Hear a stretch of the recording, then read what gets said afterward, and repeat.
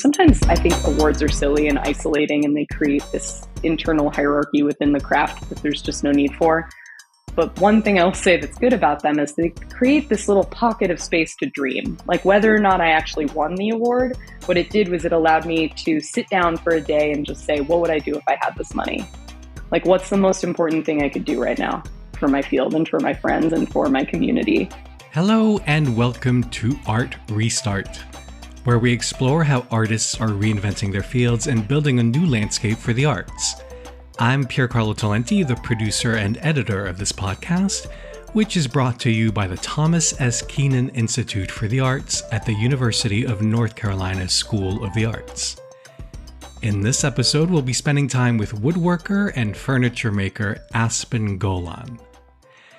Aspen trained at the renowned North Bennett Street School in Boston, and she specializes in building furniture with the techniques of 18th and 19th century American fine woodworking.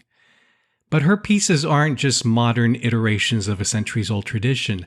They also often exhibit very modern, feminist touches that acknowledge and subvert the power and function of furniture, which was traditionally made by men, that's created for domestic spaces, historically the domain of women. Aspen's work has earned her the admiration of the arts and crafts establishment. Her work has been featured in American Craft magazine, Fine Woodworking magazine, and Architectural Digest. In 2020, she was the recipient of the Minnick Furniture Fellowship from the Society of Arts and Crafts, and this year the Maxwell Hanrahan Foundation gave her one of its prestigious awards in craft, a $100,000 unrestricted gift. She teaches at the Rhode Island School of Design and in national and international craft workshops. 3 years ago, thanks in part to the Minnick Fellowship she'd received, Aspen created the Chairmaker's Toolbox, a project that provides free tools, education, and mentorship for BIPOC, gender-expansive, and female chair and tool makers seeking to build sustainable businesses. Aspen spoke to me from her home in New Hampshire. I asked her to take us back to her origin story when she decided to become a woodworker. You know, it's so funny. Like, I wanted to be a fine artist for a long time because I was very lucky and got to go to a super artsy high school that had a really powerful program. And, they were all about conceptual art, drawing, painting, sculpture, pure fine art, essentially. And I was always like fighting the fact that my favorite part of the process was so crafty. It was the part where I just already knew what I was doing and I was just lost in the process of doing it. I felt like a fraud for a long time, or like a lesser maker, a lesser creator for that reason. And I tried to be an artist forever and ever and ever. And then finally was just like, the thing that drives me, like the thing that gets me into the studio is this weird balance between rules and no rules. It's not no rules. It's the tension there. I remember realizing at one point that I play much more bravely in like a fenced area. If you give me a space that's mine to explore, then I'm wild. But if there's no boundary, then I get quite timid. And I think a lot of people do, the fear of the blank canvas, right? Sure. The fear of and so with furniture, there's no blank canvas. There's never a blank canvas. There's always something to push up against. Like, you're looking at a chair, the thing you're pushing up against is the human body, right? Like, the final reality of that object is that a person is going to sit in it. And so there are all of these functional restrictions that come up as a result of the fact that that's what that thing is destined to be. And so then me as a maker, I get to walk into that fenced yard, like that space where there's rules, but not so many, but just enough that it ignites me, I'm frustrated at times it took so long, but mostly I'm just thrilled that I got to the point where I stopped berating myself for not being the type of artist that I thought was best or that I most wanted to be as a kid, and instead just sort of embraced the type of artist that I am, made space for it, did it. And then because it is so much more in alignment with who I am, I got so much better at it than I would ever have gotten at fine art because I love doing this. So I go to the studio every day.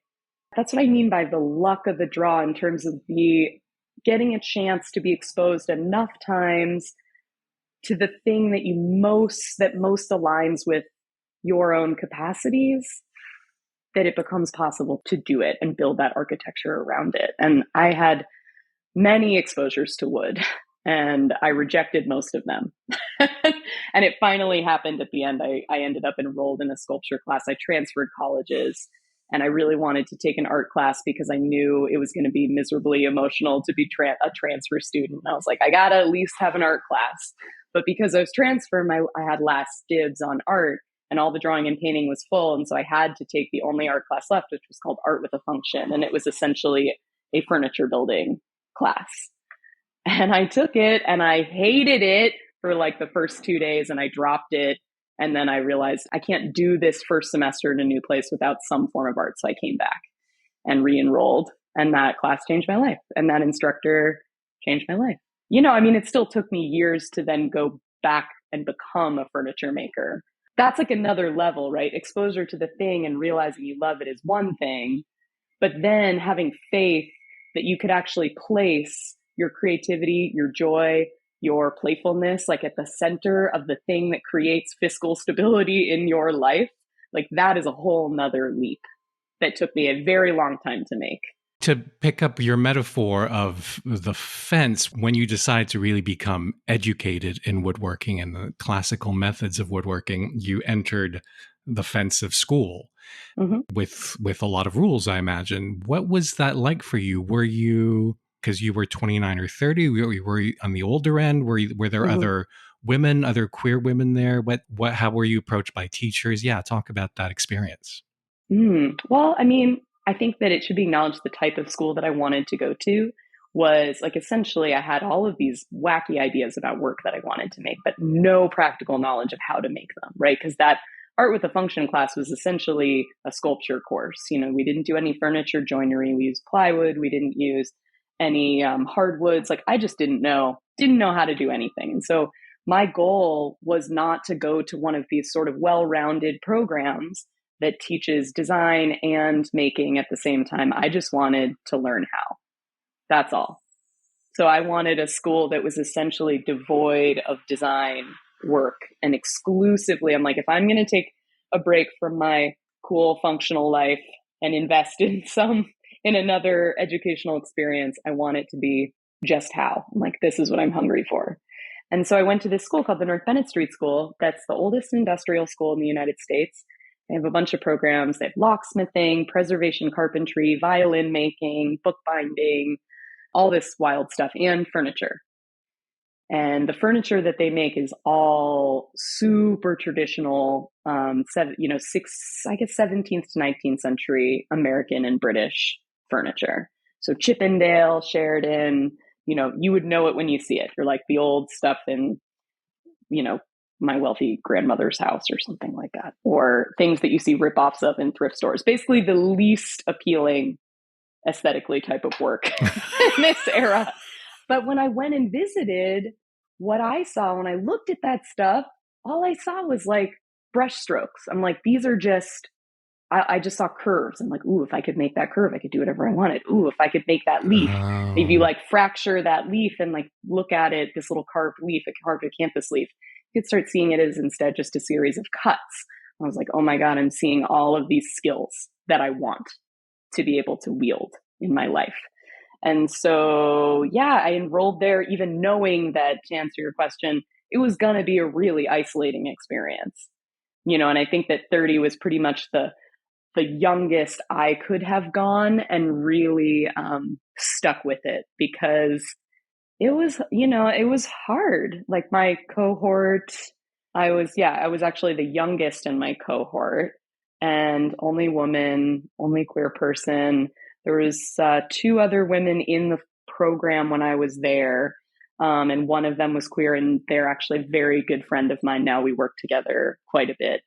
It was very isolating, very strange. The instructors were all very sweet with me. I really full endorsement to the North Bennett Street School, but the experience was just so deeply isolating and strange. And I think one of the weirdest things is, like, before enrolling in that school, I knew I was a woman. I identify as a woman, but I never thought about it. Nobody when I taught high school for 7 years, and no one when I was a high school teacher said, wow, you're a female high school teacher. It just didn't come up, and then I start woodworking and all of a sudden I'm a female woodworker. I'm a woman woodworker. Like being a woman is now something that I'm told I am every day, and something that I start feeling in a very intimate and intense way that I had never felt it before. It's just not it's not an aspect of my personality that felt particularly important.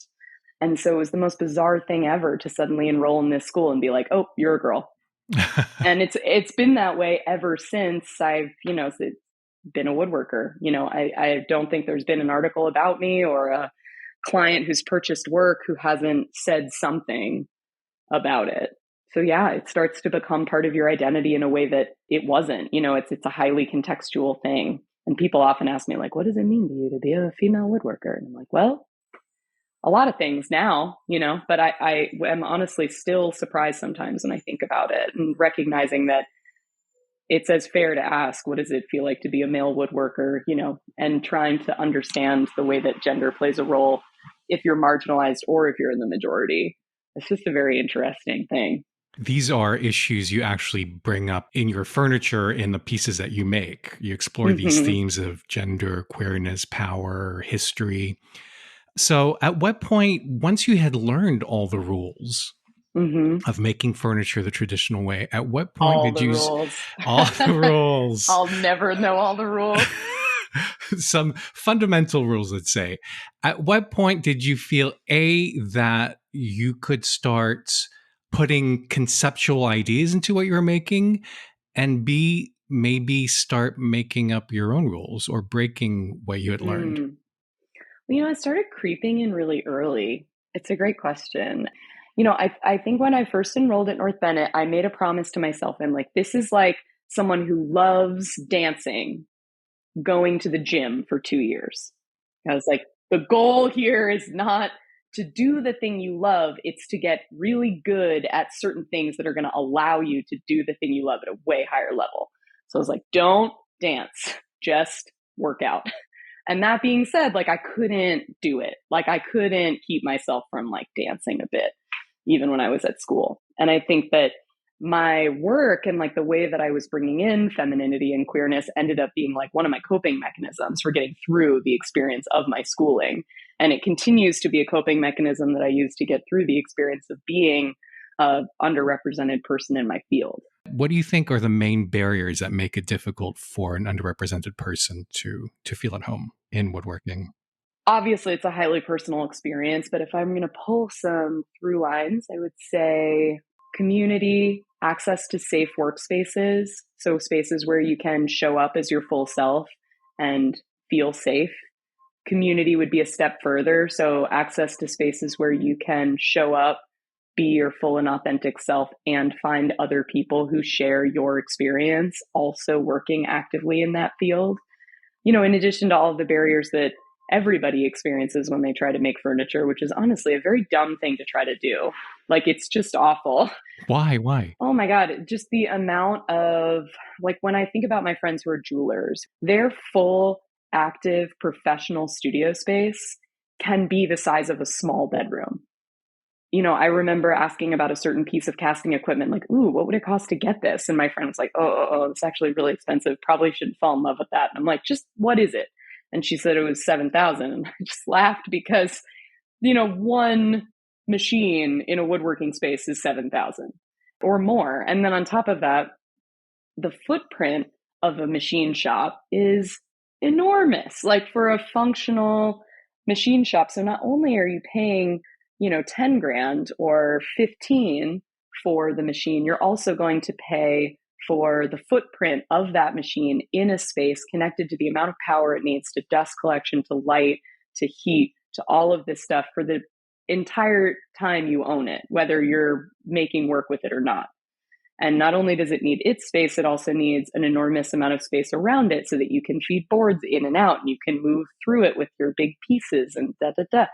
And then when you do finish the work, it's enormously expensive to get it anywhere. You got to build crates and put it on trains. And I watch my friends, again, who are jewelers. They're the ones I'm most jealous of.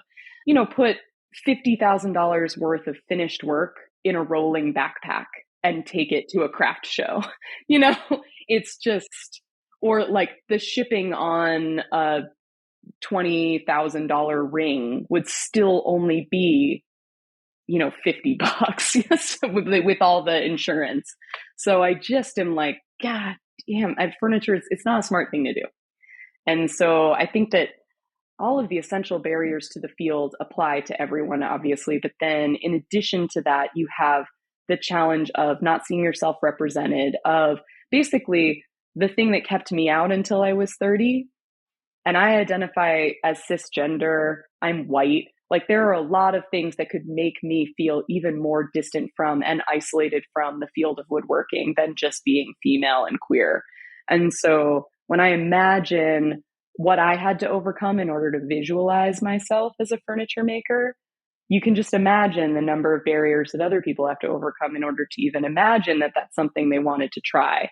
Then you add all of the challenges of finding community, finding safe spaces, to all of the inherent challenges of the field, and you have a real tough situation. So how tell me how how you decided to help people knock down those barriers, and how your creation, the Chairmaker's Toolbox, goes about knocking them down.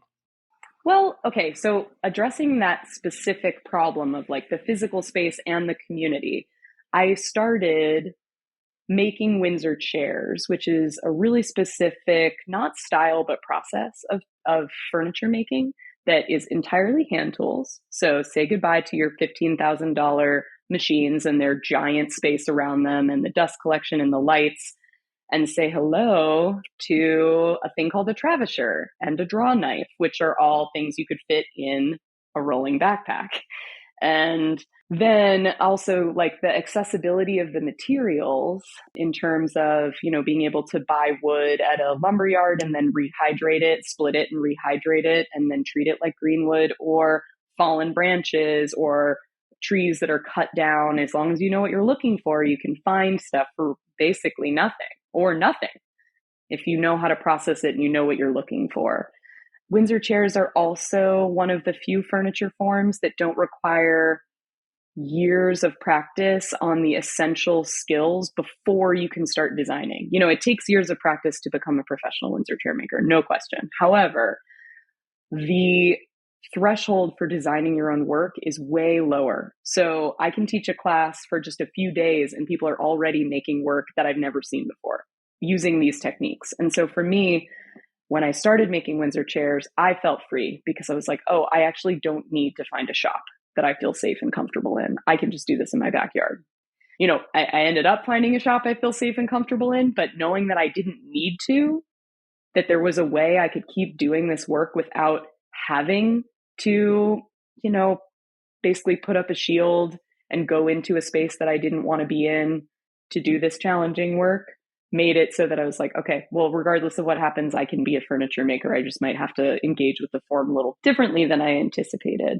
And so seeing that and then starting to recognize, I'm like, actually, this is a way freer and more empowering form of making for somebody who doesn't have access in the traditional sense of the word. And so when there's this amazing award that's actually coming up, if you're an early in career furniture maker, the deadline for the application is September 8th.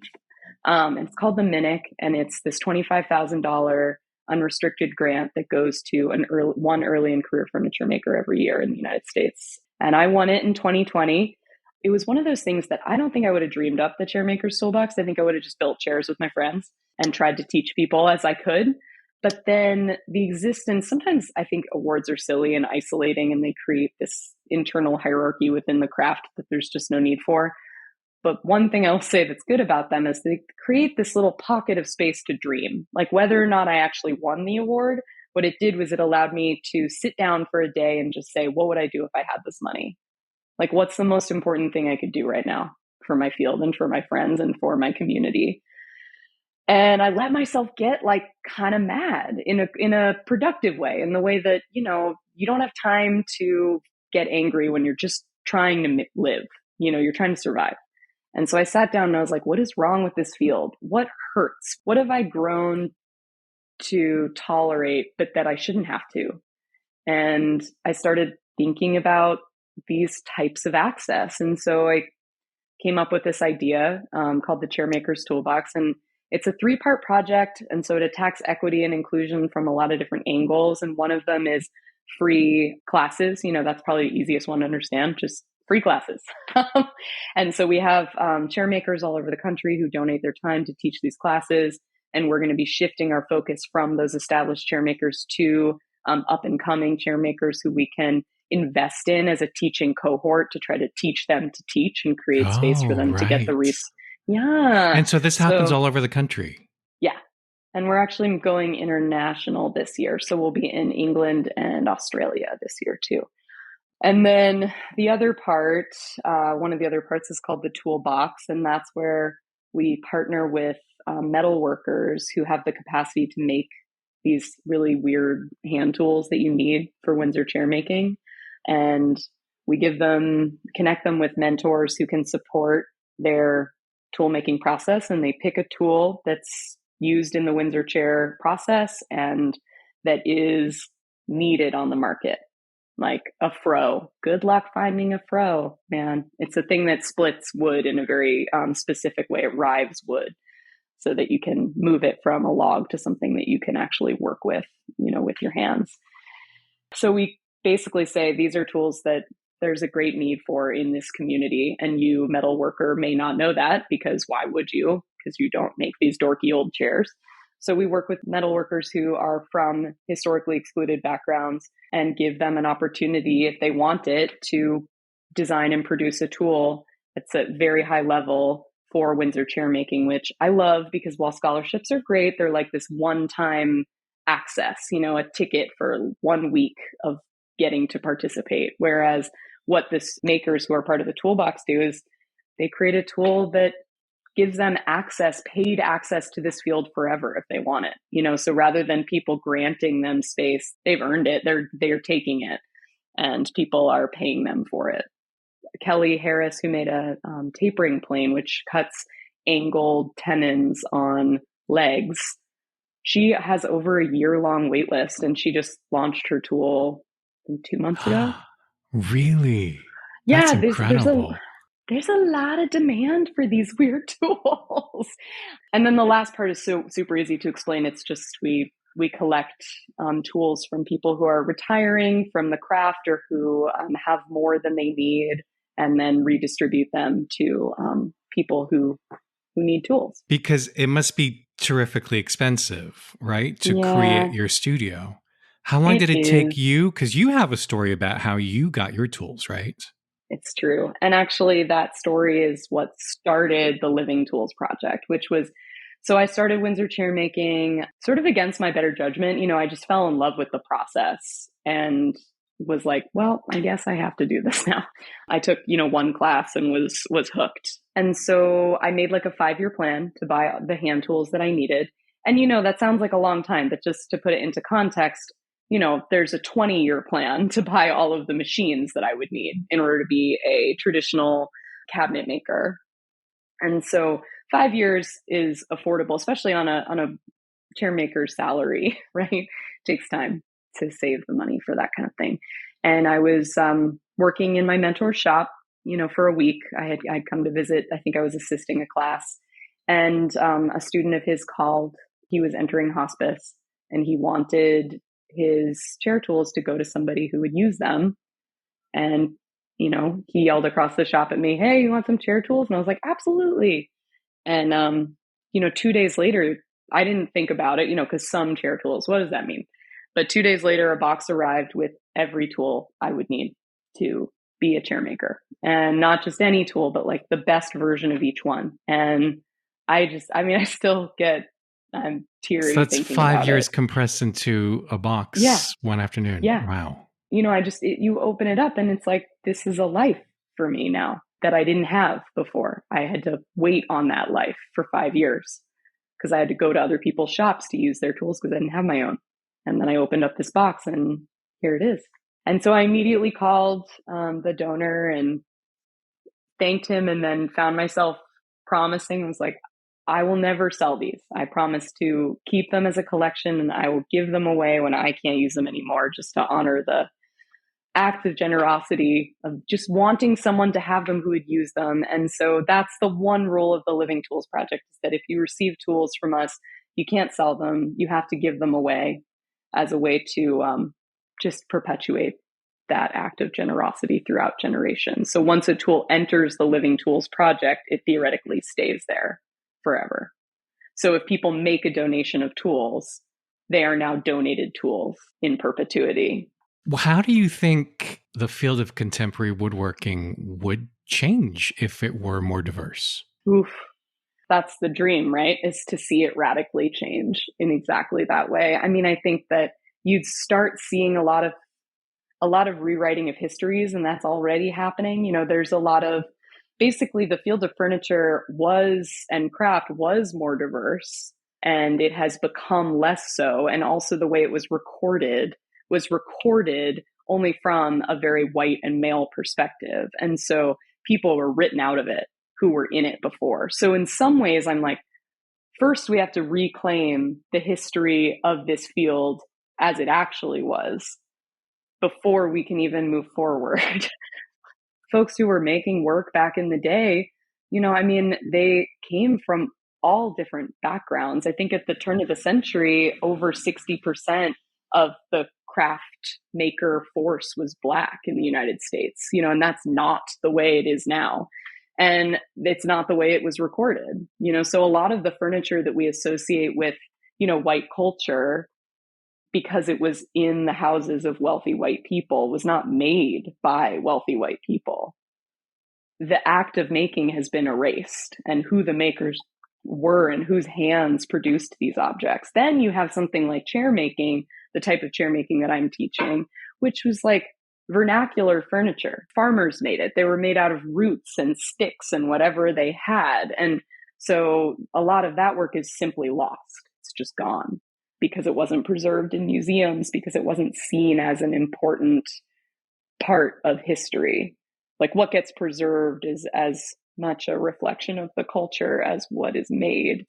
And so there's only pieces of history that we still have. So anyway, how I imagine it changing if it became more diverse is, you know, it's impossible to imagine because of the innumerable ways that people are silenced and excluded at this time. But craft design would become immensely more, I think, playful, joyful, smart. The more minds that you apply to an object and a process, the better it gets. Like I think of a lot of furniture processes, they weren't invented by a single person. It's more like a stone in a river that gets worn down, you know, to its like simplest, best shape for its context. And so these processes that, you know, I've been taught and that I teach, they were refined by hundreds of thousands of people practicing this form and finding slightly better ways to do it over time.